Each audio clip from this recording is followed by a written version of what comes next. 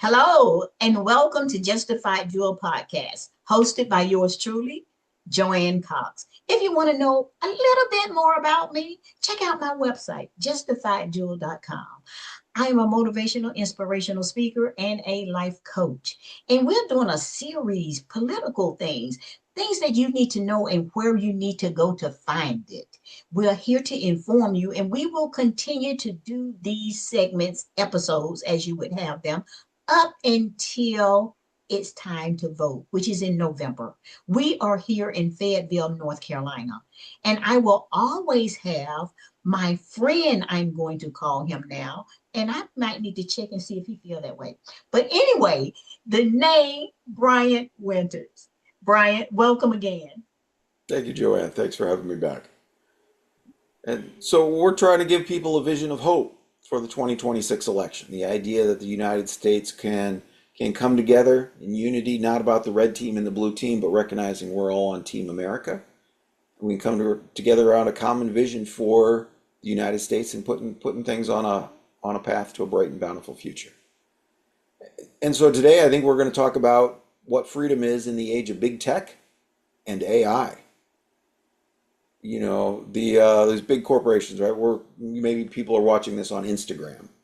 Well, Instagram is one of the many companies that Facebook owns, and then Google owns a whole bunch of companies, and so it's just a few corporations that really have an awful lot to say about our digital lives. If you don't have a Gmail account, you can be pretty limited sometimes in the things you can accomplish on the internet. You gotta And so how do you really have freedom if you've got to go along with what one company wants you to do? Well, So I want to start out with a question. And lately on the past three episodes, I think I've been getting really personal. But I just want to know about AI and how can I stop it if I don't want to use it. It just pops up when I get on my computer and it's like, no, I don't want you to take notes.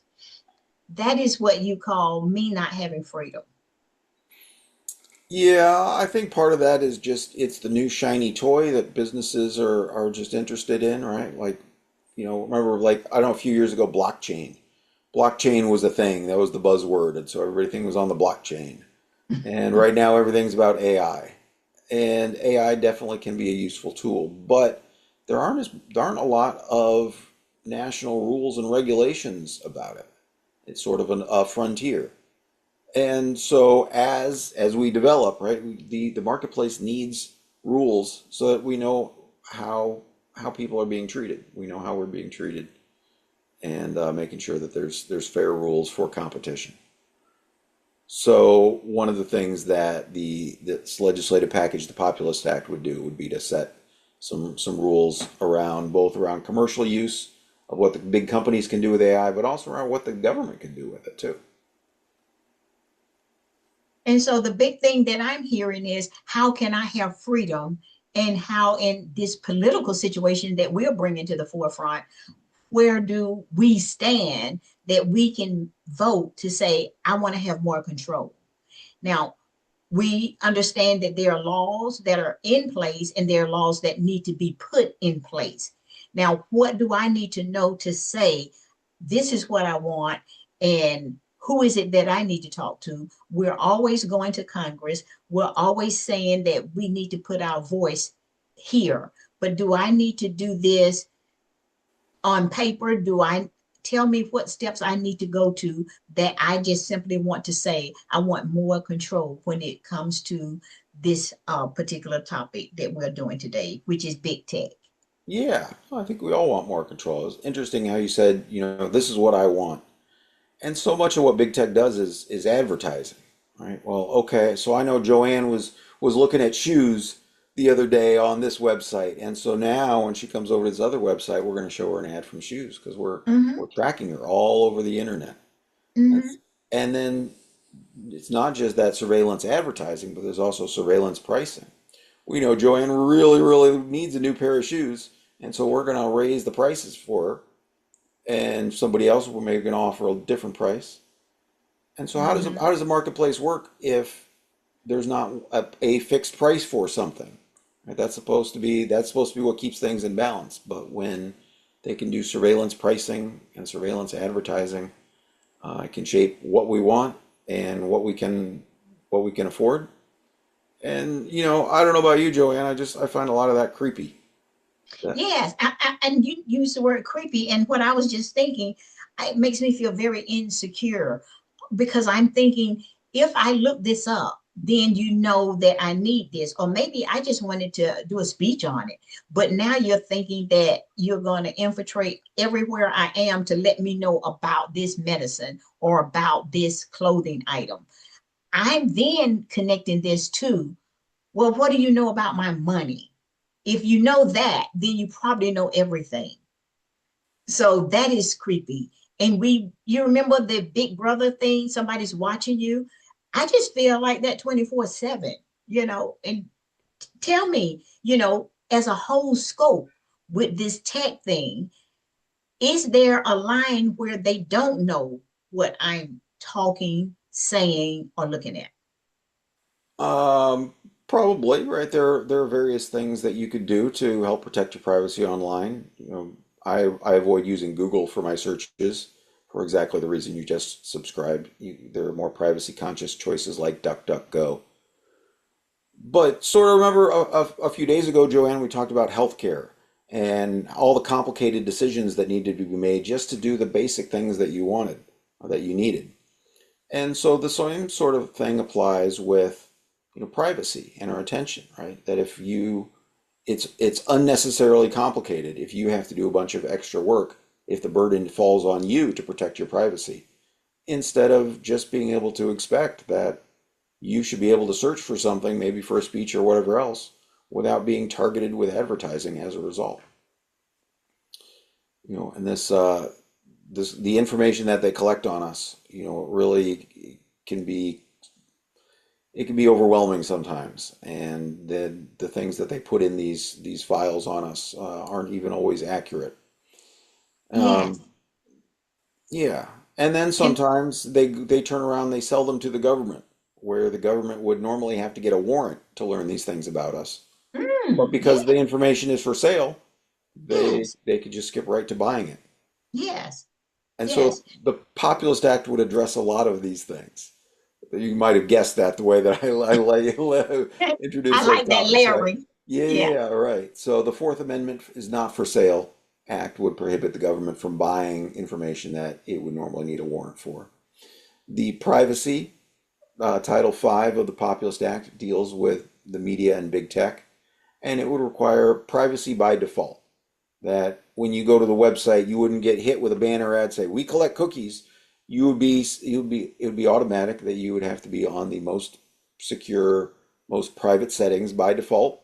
And then if you Mhm. want companies to track you around, you can certainly give them permission, but that you'd have to opt in instead of right now you have to opt out. Well, what about some of I was going to say older, but I guess I'm in the older section. But The what over about 30. yeah, what about the people that just don't have an interest or don't understand how to opt out on some of these things? And you press that one button and you've given freedom to everything that you own. You know, how can the law and the populace say, under Title 5 that she or he is protected, even if they didn't know how to do something? I don't know if that was too long or did you No. understand it? Yeah. So Mhm. so a couple ways again. Privacy by default, saying that you Yeah, can't go around default. collecting all this information on people unless they explicitly say, "I want you to collect it." No, Hmm. no more of the sneaky stuff. The other part, another key part, is breaking up these big tech companies, right? That Facebook and Meta and Amazon have bought up 1,000 companies, and that's they just they keep buying more, and they get bigger and bigger. And many years ago in the United States, they used to be concerns about the oil monopolies and railroad monopolies and stuff. And they would use in the political cartoons, they use pictures of an octopus with all its tentacles into Yep. everything. And big Mhm. tech is an awful lot like that today. And so what one of the things that the Populist Act would do in Title V is break up these big tech companies. If you want to be a search company, be a search company. If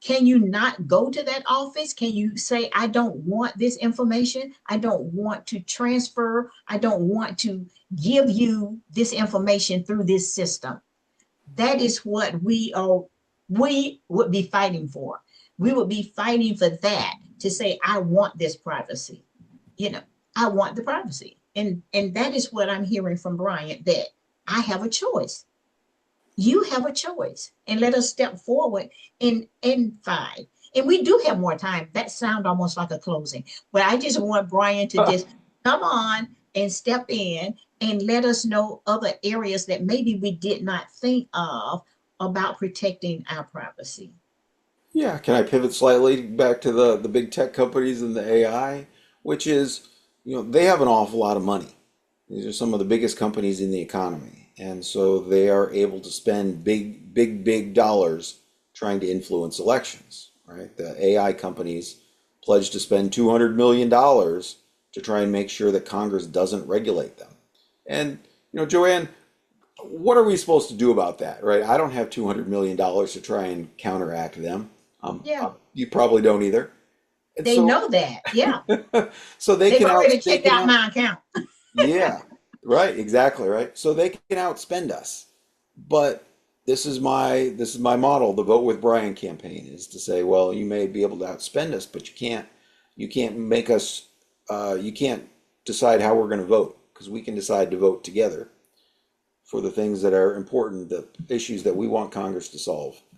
Um, and so you can learn more about those on the what's in the Populist Act. And so one of the things that's in there is putting some ground rules in place around AI, to say that if people are making up, videos and things like that, that it's disclosed, right? That this is not real. What you're seeing is AI generated, because right now those can be used to trick people.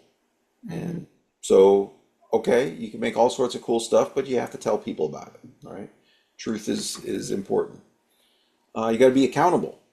If you're gonna say, all right, I'm gonna have my AI go out and buy me plane tickets, Mm. well, then that AI needs to be working for you, not like saying, oh, well, Google is the one who made this AI, and so let's make sure that let's find a good deal that puts money in Google's pocket.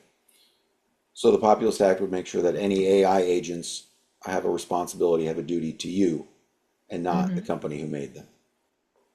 And Okay, then we that's clear. and then we Yes. put some restrictions on these AI chatbots around that, and not letting them go to children. These relationship chatbots that Hmm. Hmm. um, you can